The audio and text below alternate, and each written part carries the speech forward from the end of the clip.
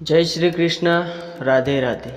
મિત્રો, સ્વાગત છે તમારું અમારી યુટ્યુબ ચેનલમાં. મિત્રો, તમારો સારો સમય આવવાનો હોય ત્યારે માતા લક્ષ્મી તમને 10 એવા શુભ સંકેત આપે છે. તો એ સંકેત શું છે એને આપણે ડિટેલમાં આગળ જાણીએ.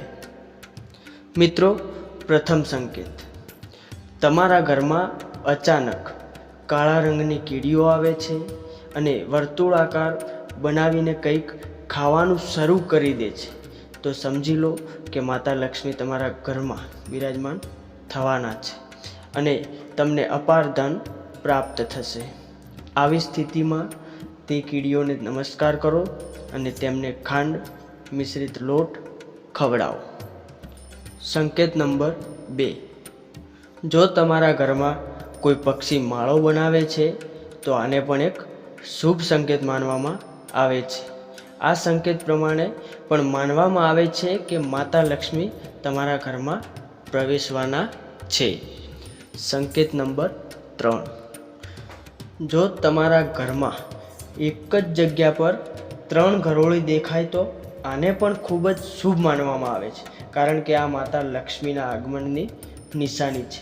અને એવું પણ માનવામાં આવે છે કે જો ગરોળી એકબીજાનો પીછો કરતી જોવા મળે તો એ પણ ઘરની પ્રગતિનો સંદેશ છે.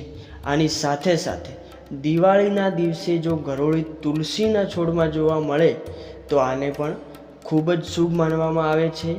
આ એક અપાર ધન પ્રાપ્તિનો સંદેશ છે. સંકેત નંબર 4, જો તમારા હાથની હથેળીમાં સતત ખંજવાળ આવતી હોય તો આને પણ એક ધન પ્રાપ્તિનો સારો સંકેત માનવામાં આવે છે.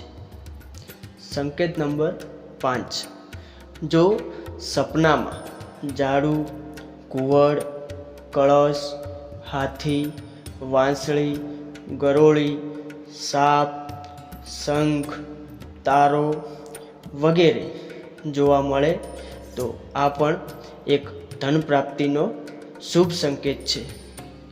સંકેત નંબર 6, જો તમે સવારે વહેલા ઉઠતાની સાથે જ શંખનો અવાજ સાંભળો અને સાંજે પણ શંખનો અવાજ સાંભળો તો માતા લક્ષ્મીના આગમનનો સંકેત માનવામાં આવે છે. સંકેત નંબર 7, જો તમને ઘરની બહાર જતી વખતે શેરડી દેખાય તો આને પણ એક ધન મળવાનો સંકેત માનવામાં આવે છે. સંકેત નંબર 8, જો તમને ઘણા દિવસો સુધી માતા લક્ષ્મીનું વાહન એટલે કે કુવડ તમારા ઘરની બહાર જોવા મળતું હોય તો આને પણ એક શુભ સંકેત માનવામાં આવે છે. માની લો કે જલ્દી તમારા ઘરમાં અપાર ધનની પ્રાપ્તિ થવાની છે. સંકેત નંબર 9, જો તમે કોઈ કામ માટે બહાર જઈ રહ્યા હોય અને રસ્તામાં કોઈ કૂતરું એના મોઢામાં કોઈ ખાવાની વસ્તુ જેમ કે રોટલી અથવા કોઈ પણ શાકાહારી વસ્તુ જોવા મળે તો એ તમને સૂચવે છે કે તમને ક્યાંકથી પૈસા મળવાના છે.